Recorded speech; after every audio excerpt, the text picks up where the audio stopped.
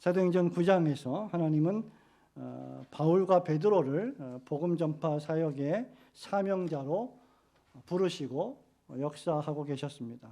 하나님께서 다메섹에서 사도 바울을 부르시면서 말씀 전파의 사역자로 준비하고 계셨다면, 예루살렘에는 베드로라고 하는 걸출한 그리스도의 제자가 있었습니다.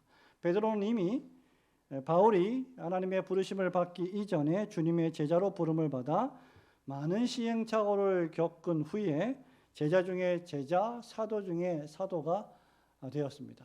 12명의 제자 가운데 수제자라고 불리는 베드로, 야고보, 요한 중에서도 가장 먼저 이름을 올리는 사도가 되었습니다. 베드로는 사울이 바울로 회심하여 새로운 사명자의 길을 가는 그때 이미 사방으로 두루다니며 사도행전에 보면 복음을 전하고 있었고, 오순절 성령 강림 때 행한 설교로 3,000명이 회심하게 되는 놀라운 성령님의 역사하심도 체험했습니다. 하나님은 바울도 사용하셨고 베드로도 사용하셨습니다. 그리고 오늘 우리가 읽은 말씀에 하나님은 에니야도 사용하셨고 다비다도 사용하십니다. 바울이 이방인들을 위한 선교 사역을 주로 감당했다면 베드로는 유대인들을 위한 복음을 전했습니다. 이것은 하나님께서 그에게 주신 사명이었습니다. 그러다가 루다에 내려가서 중풍병자 에니야를 만났고 또 요바에 죽은 다비다를 만나게 됩니다. 루다는 예루살렘과 요바 사이에 위치한 마을이었고, 요바는 예루살렘에서 서북쪽에 위치한 지중해에 가까운 지중해 쪽 해안의 마을이었습니다. 그러니까 예루살렘에서 지리적으로 볼 때 서쪽에 루다가 위치해 있고, 또 그만큼 더 가면 요바가 위치해 있었습니다. 그 루다라고 하는 마을의 바로 아래가 그 유명한 엠마오라고 하는 마을이 위치해 있습니다. 그리고 이 도시들은 지금도 현존해 있는 도시들입니다. 중요한 사실은 지금 바울이 이제 막 그리스도의 진정한 제자가 되어서 복음 전도에 진력하려던 그때에 베드로는 사방으로 다니며 하나님 말씀을 전하고 복음을 전파했다는 것입니다. 그러다가 루다의 에니야의 병도 고쳐주고 또 요바의 다비다를 만나서 그를 살려주는 기적을 체험하게 됩니다.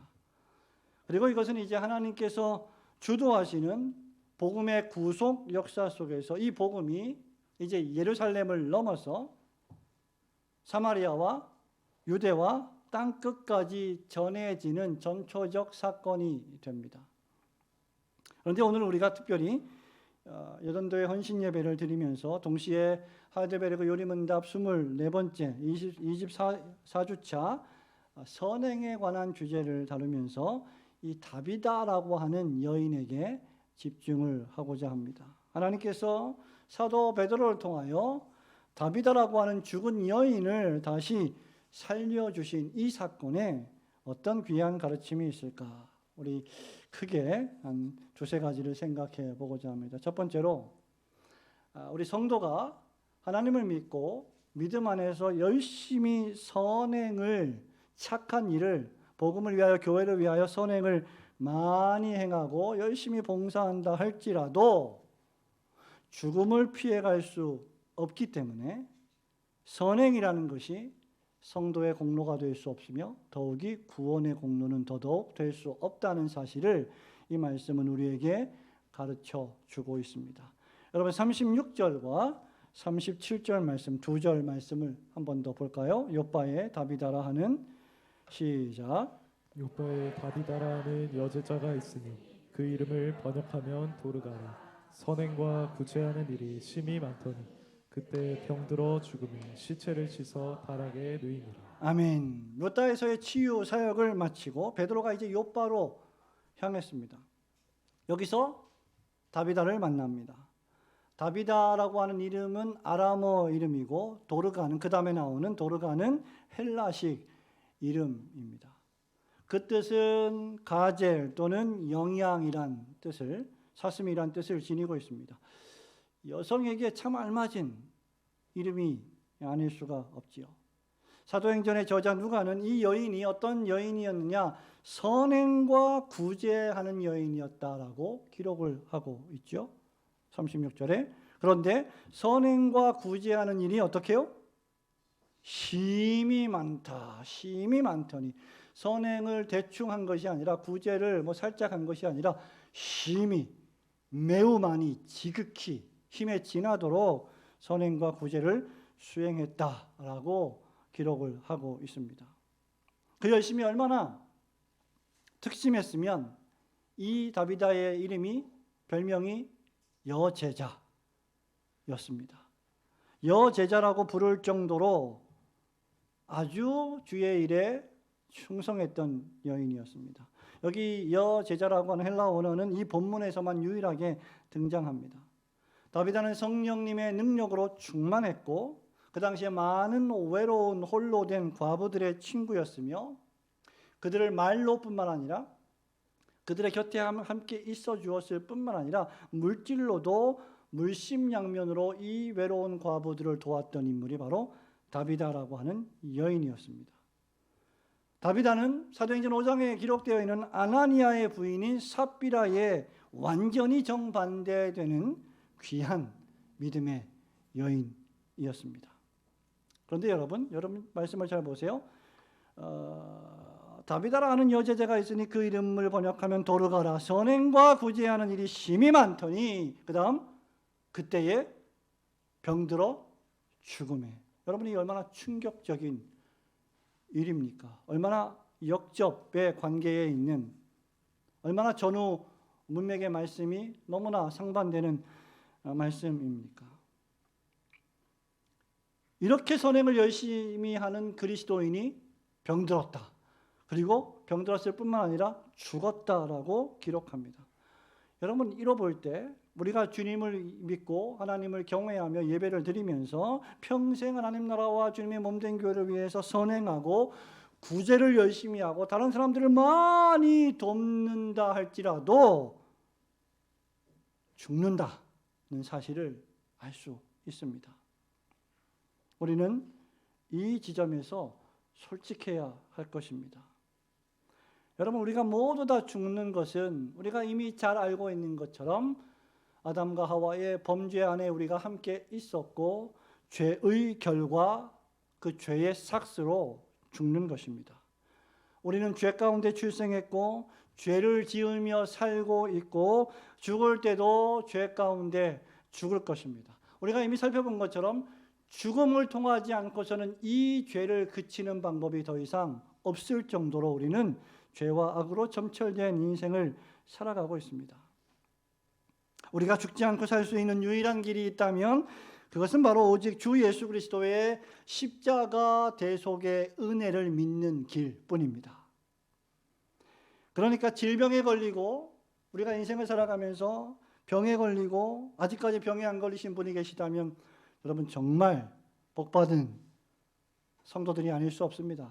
그러나 지금 이런저런 약간의 질병들, 크고 작은 질병들을 가지고 있다면 그런 병에 걸렸다는 사실이 여러분을 낙심하게 만들지 마십시오. 당연한 일입니다. 죄의 결과 우리는 질병에 걸리고 죽어가기 때문입니다. 예수님을 믿으면, 하나님을 섬기면, 교회에 충성하면 무조건 다 잘 되고 만사형통하고 잘 살고 잘 먹고 잘 입고 항상 무슨 일을 해도 다 복을 받는다는 것은 예수 그리스도의 십자가 속죄의 사역을 거꾸로 바꾸어서 번영의 복음 기복적인 십자가로, 미신적인 십자가로 바꾸는 행위입니다. 만일 그게 사실이라면 욥은 하나님을 잘못 믿었고 사도 바울도 하나님을 잘못 알게 된 것입니다. 중요한 사실은 이 여인 다비다가 살아있는 동안에 선행을 참 많이 했다. 여러분 선행이라는 것이 good work, 칭찬할 만한 열심히 있는 일이에요. 그 칭찬할 만한 열심히 있는 일, 아름다운 일, 좋은 일, 남들의 칭찬을 받을 만한 길 있는 일들을 많이 했다는 겁니다. 그리고 이런 선행은 자기 자신이 나팔을 불고 떠들면 안 되는 일이에요. 내가 주를 위해서, 내가 교회를 위해서, 내가 하나님 나라를 위해서 이렇게 먹이고 이렇게 섬기고 이렇게 했는데 라고 말하기 시작하면 그것 자체가 바로 공로가 됩니다. 하나님 기뻐하시지 않습니다. 그리고 성도들에게도 별로 인정을 받지 못할 겁니다. 이런 선행은 다른 사람들의 입을 통해서 증거되어야 빛나는 법입니다. 39절에 보니까 여러분 이 다비다가 죽었을 때 어떤 일이 벌어졌습니까? 베드로가 찾아왔는데 39절에 보니까 다락에 올라가 보니까 모든 과부가, 어떤 과부가요? 모든 과부가, 한두 명이 아니에요. 과부들이 왜 이렇게 많았는지 당시에 얼마나 힘들게 살았으면 과부들이 많았겠습니까? 모든 과부가 베드로 곁에 서서 울며 도르가와 그들과 함께 있을 때 지은 속옷과 겉옷을 다 내어, 아마 연세가 좀 많았을 거예요. 60대, 70대, 80대 이런 할머니들이 다 모여가지고 그냥 베드로 사도 선생님 여기 지금 이 겉옷을 보세요, 이 속옷을 보세요. 이게 전부 다 이 도르가가 날 위해서 살아있을 때 한 일입니다.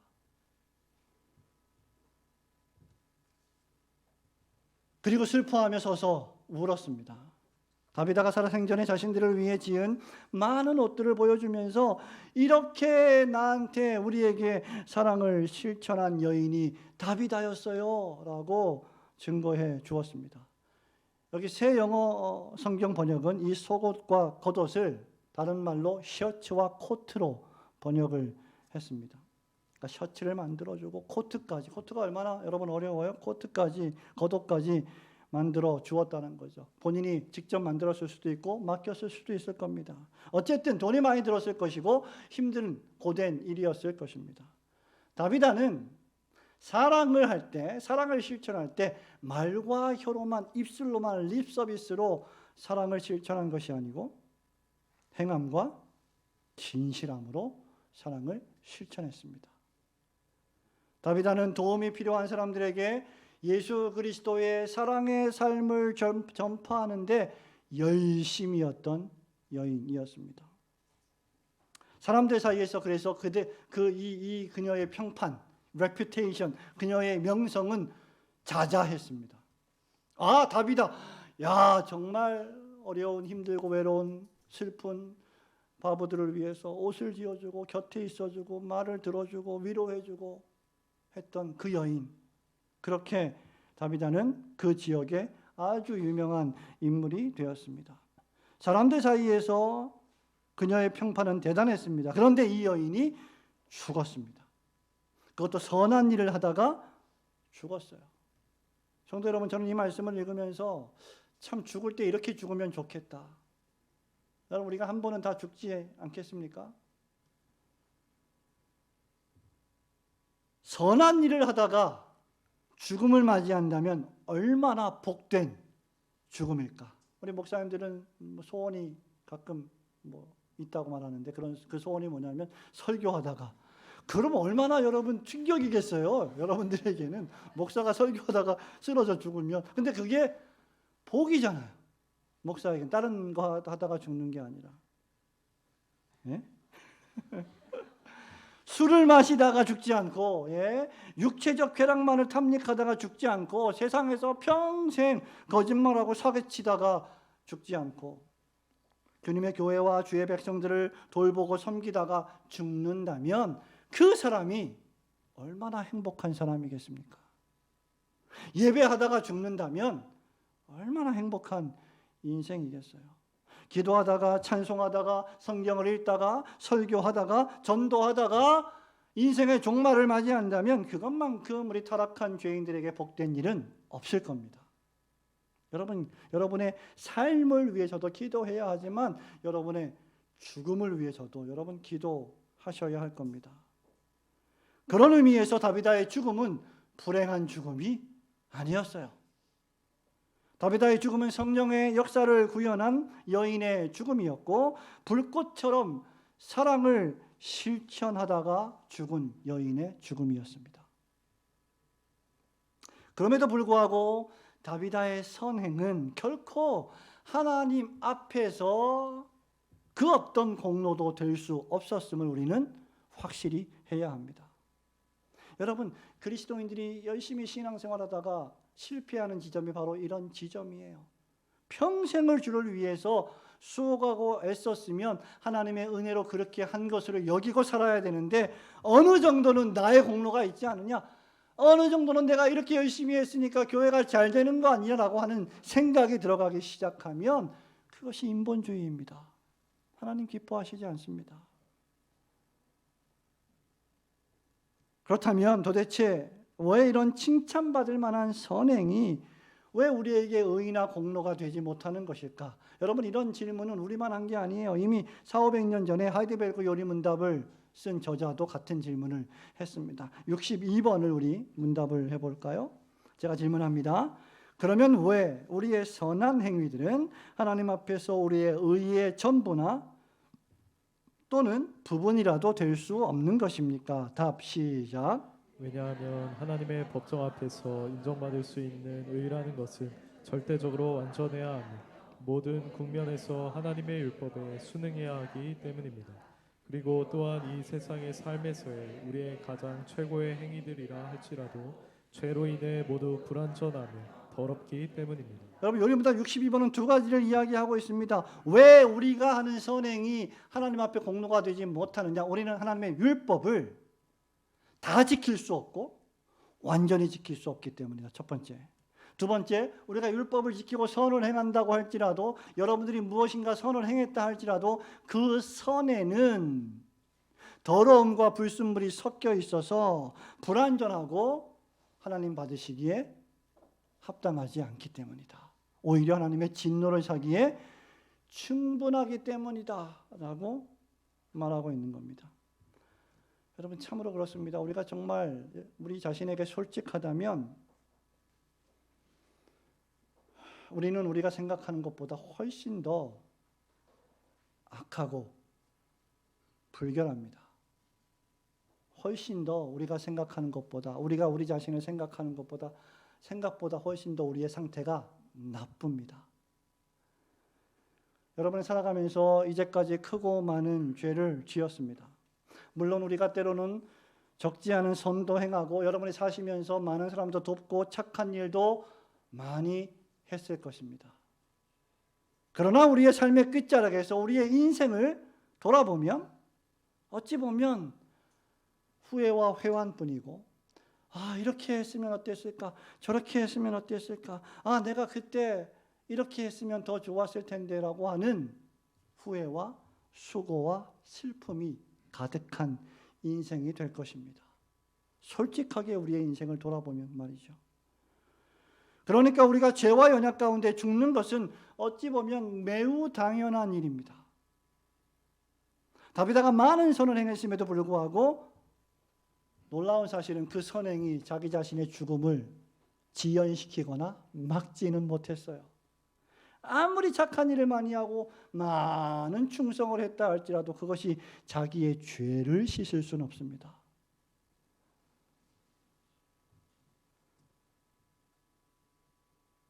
그러므로 우리는 하이데베르크 교리문답의 저자들처럼 우리의 가장 최고의 행위들이라 할지라도 죄로 인해 모두 불완전하며 더럽습니다, 하나님이라고 겸손하게 고백할 줄 알아야 합니다.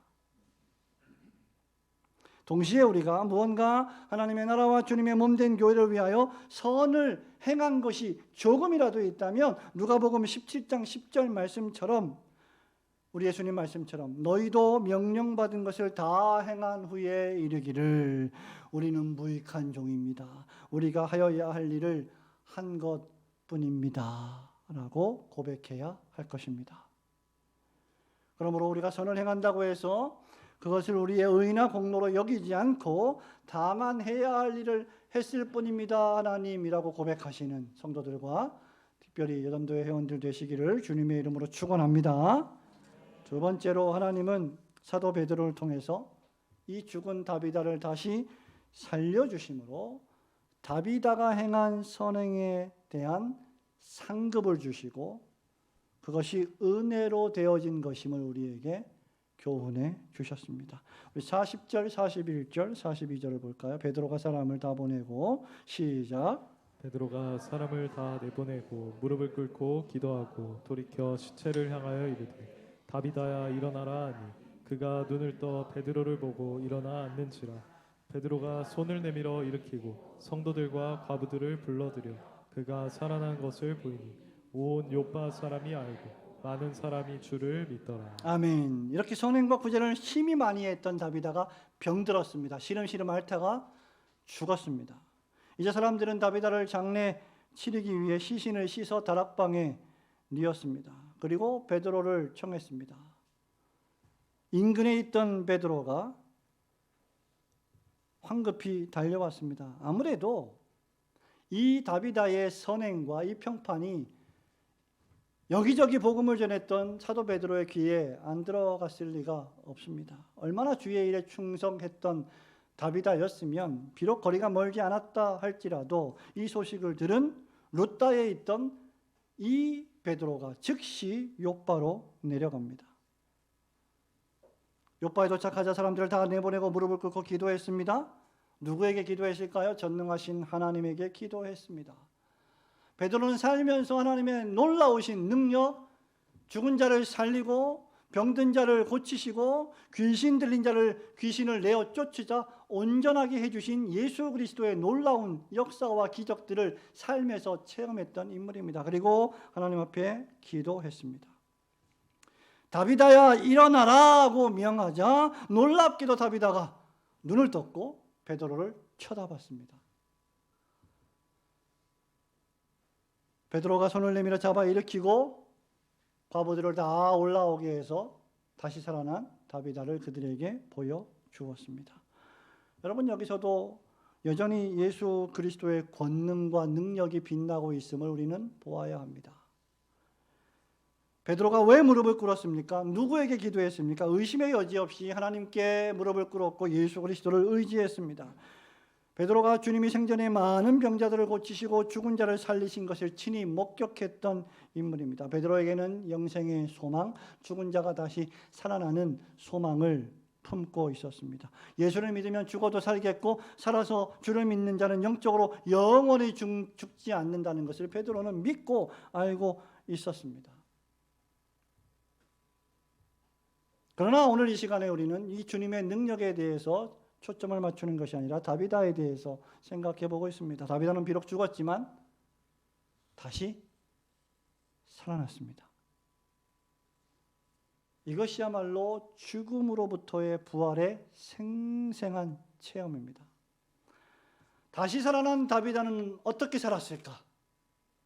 여러분, 옛날에 아주 탐욕스럽게 살고 죄를 지으며 살고 자기만을 위해서 살다가 갑자기 죽었는데, 사고를 당해 죽었는데 그 사고에서 다시 살려서 구사일생으로 살아났다면 그 사람의 인생은 분명히 예전과는 180도 다른 삶을 살게 될 겁니다. 그런데 다비다는 이미 주의 일에 열심을 품었고 선한 행실을 많이 했던 사람이었는데 죽었습니다. 그러다 다시 살아났습니다. 무슨 일을 하며 살았을까?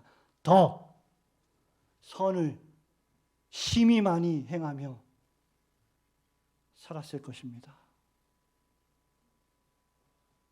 이제 그리스도 안에서 다비다는 영원히 다시 살아날 것입니다. 살아있는 동안에 또 얼마간 열심히 선을 행하며 살다가 죽겠지만 그리스도 예수 안에서 영생을 체험할 것입니다. 주의 나라와 교회와 주님의 백성들을 위해 선을 행하며 구제를 수행하며 흘린 고난의 눈물을 우리 주님께서 닦아 주실 것입니다. 그날의 다비다는 다시는 죽지 않은 영원한 하나님의 나라에서 신랑 되신 주 예수 그리스도와 함께 영원히 살게 될 것입니다. 이런 의미에서 다비다는 하나님의 나라를 준비했던 여인이었습니다. 여러분, 이렇게 복음은 죽은 자를 다시 살리는 놀라운 능력을 가지고 있습니다. 이것이 복음인 이유는 인류의 절망인 죽음을 정복하는 복된 소식이기 때문입니다. 사람들이 아무리 노력을 기울여도 결코 질병과 죽음은 완전히 정복할 수 없습니다. 제가 지난주에 강의를 하러 신학교에 갔었는데 저하고 한두 살 차이의 또래 교수를 오래간만에 만났습니다. 저 앞에서 걸어오는데 이렇게 뒤뚱뒤뚱하고 걸어와요, 교수님이. 원래 그분이 좀 발목이 좀 안 좋아서 발이 좀 안 좋으냐 그랬더니 아니고 목도 아프고 머리도 아프고 어깨도 아프고 허리도 아프고 뭐 온몸이 다 아프대. 그래서 왜 그러시냐 그랬더니 나이가 들어서 그랬더니 나하고 1살 정도밖에 차이가 안 나요. 나이가 드니까 여기저기도 아프고 쑤시고 힘들고 괴롭고 그렇게 이야기를 합니다. 우리가 아무리 노력을 기울여도 죽어가고 있는 우리의 육체를 다시 살릴 노릇은 없습니다. 이단 사이비 교주들도 불멸의 거짓 가르침을 전했지만 그들 모두 다 죽었습니다. 우리는 평생 열심히 돈을 벌어서 학교에 기부하고 어려운 사람들을 돕고 사회에 환원하는 적지 않은 그리스도인들을 알고 있습니다. 그러나 그 사람들이 그렇게 선행을 많이 하고 기부를 열심히 한다 할지라도 그들 자신의 생명을 죽음으로부터 지켜내지는 못합니다. 다른 사람을 돕는 그들이 정작 그들의 생명을 스스로 돕지는 못하는 것입니다. 이것이 타락한 인간이 만난 해결할 수 없는 난제입니다. 여러분 자신이 여러분의 생명을 도울 수 없다는 겁니다.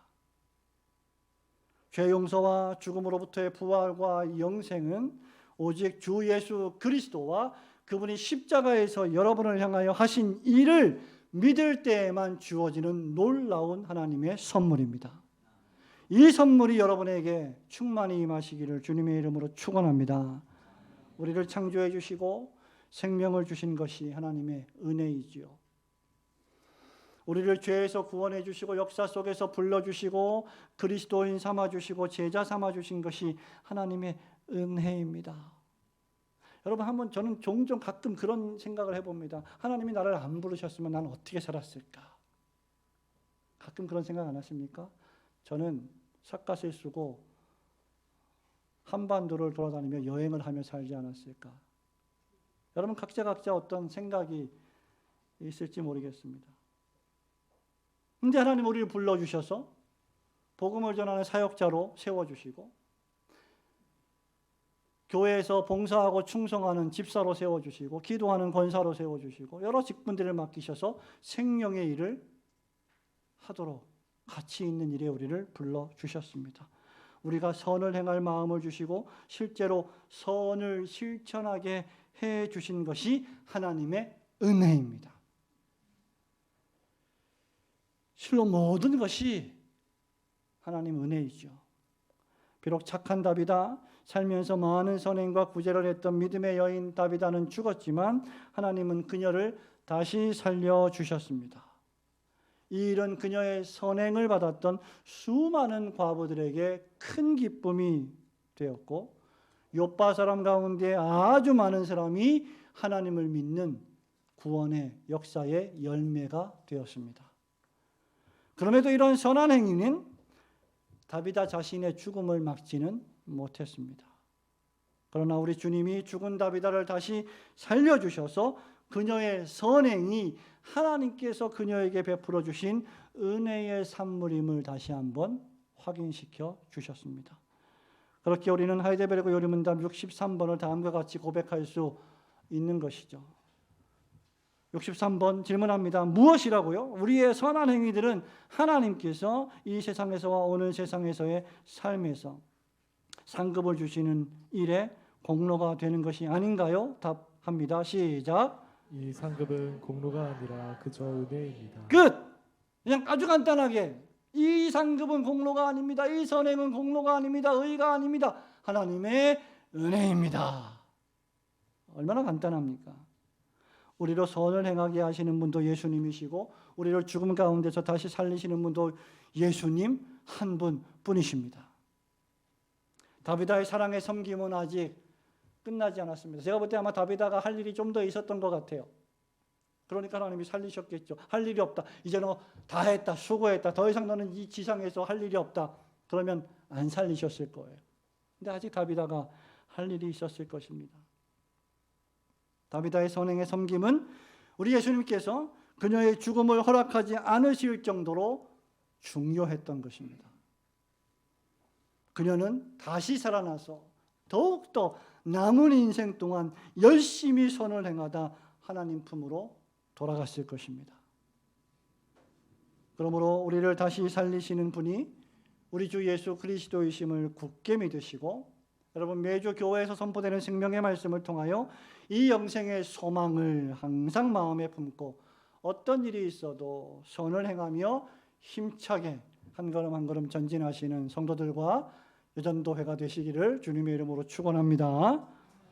마지막으로 참된 믿음을 가진 성도는 그렇기에 반드시 감사함으로 선행의 열매를 맺으며 그 결과 하나님으로부터 상을 받게 될 것이기 때문에, 그 상을 받게 될 것을 알고 믿기 때문에 더욱 선을 열심히 행해야 한다는 것을 우리에게 교훈해 줍니다. 41절과 42절 두 절을 다시 마지막으로 볼까요? 베드로가 손을 내밀어 시작. 베드로가 손을 내밀어 일으키고 성도들과 가부들을 불러들여 그가 살아난 것을 보이니 온 요파 사람이 알고 많은 사람이 주를 믿더라. 39절도 다시 한번 보겠습니다. 시작. 베드로가 일어나 그들과 함께 가서 이르매 그들이 데리고 다락방에 올라가니 모든 과부가 베드로 곁에 서서 울며 도르가가 그들과 함께 있을 때 지은 속옷과 겉옷을 다 내보이거늘. 아멘. 만일 여러분 우리가 예수를 믿고 선을 행해도 죽고 선을 열심히 행하지 않아도 사람이 죽는다면 굳이 뭐 이렇게 열심히 선을 행할 필요가 뭐 있을까? 설교를 해도 죽고 설교를 안 해도 죽는다면, 교회 봉사를 해도 죽고 봉사를 안 해도 죽는다면 뭐 그렇게 열심히 할까라고 반문할지 모르겠습니다. 결과가 똑같다면 여러분 더 많이 수고할 필요가 있겠습니까? 합리주의적인 실용주의적인 세태 속에서 결과가 똑같은 결과가 나온다면 적은 수고를 들이고 똑같은 결과를 가지려 하겠죠. 그 시간에 우리의 인생을 즐기며 마음 가는 대로 사는 것이 더 낫지 않겠느냐는 주장입니다. 하지만 이것은 매우 그릇된 생각입니다. 왜냐하면 하나님을 우리가 정말 진실되게 참되게 믿는다면, 예수님을 진실되게 영접했다면 그 사람은 그 구원의 감사함으로 이 마음속에서 선을 행하고 싶은 열망이 솟구쳐 올라올 것이기 때문입니다. 그리고 둘째로 그렇게 선을 행할 때 하나님께서 반드시 이 선한 열심에 상급을 주실 것임을 바라고 성경을 통하여 믿기 때문입니다. 그리고 그 결과가 선한 행실이 복음의 열매를 맺게 되는 도구가 될 것임을 확신하기 때문입니다. 여러분 우선 첫째 반론에 대한 질문이 하이델베르크 요리문답 64번이 던지는 질문입니다. 그렇다면 이런 교리는 사람들을 부주의하게 만들고 불경하게 만들지 않겠습니까? 답 시작.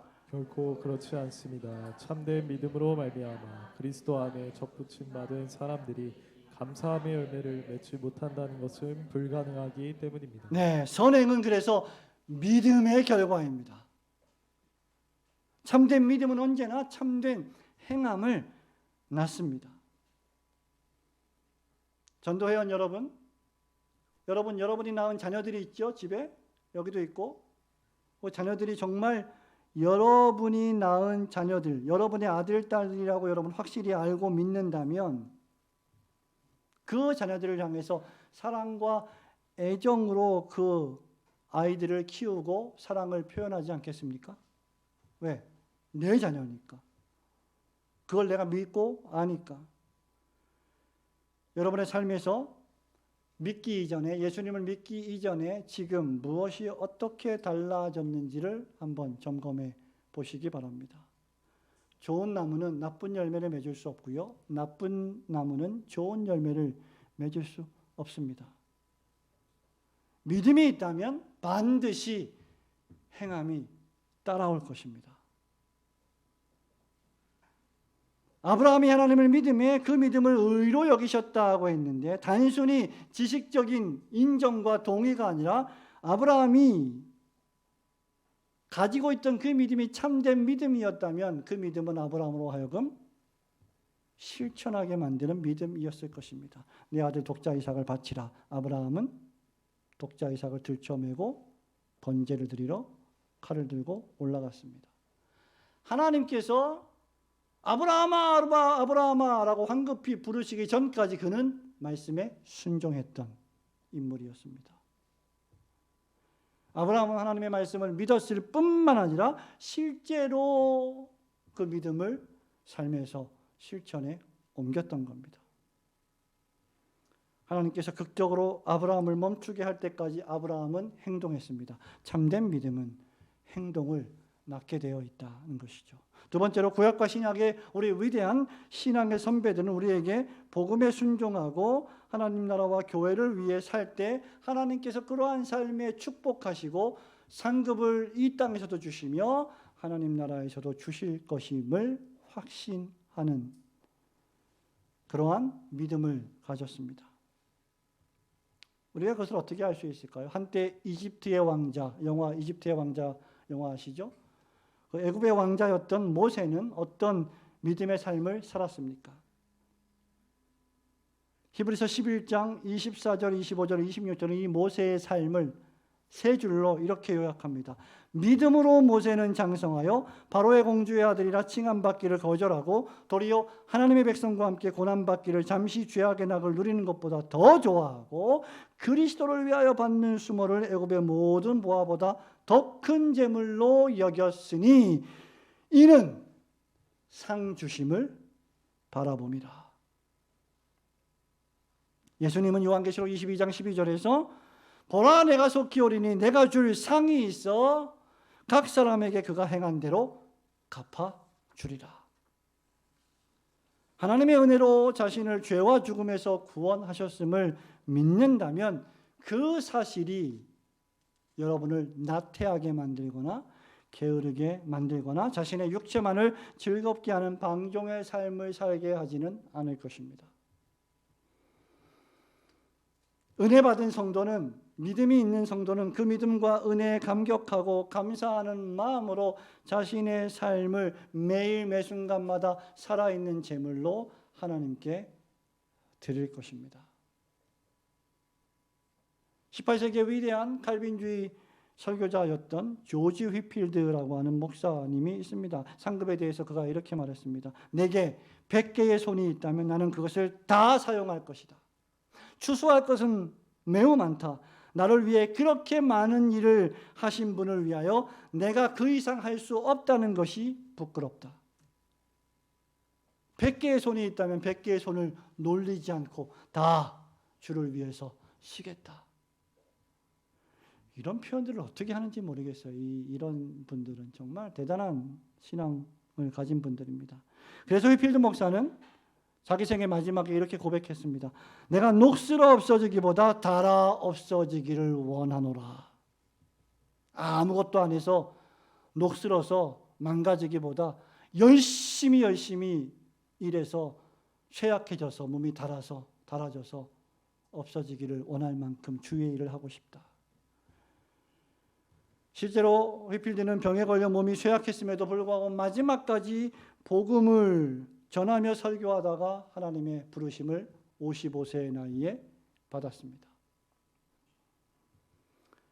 저는 여러분들이 모두 휘필드와 같은 고백을 하기 원합니다. 그렇다고 55세에 죽을 필요는 없습니다. 우리가. 그러나 적어도 휘필드가 한 이 기도는 우리에게 평생 유효합니다.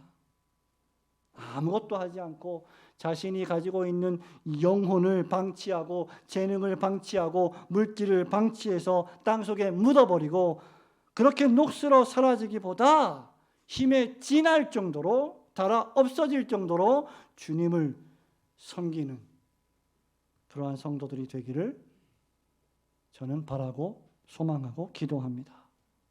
하나님이 여러분에게 주신 모든 선물들을, 재능들을, 은사들을 다 사용하여 하나님으로부터 귀한 상급을 받는 성도들, 우리 멋진 여전도회 회원들 되시길 주님의 이름으로 축원합니다.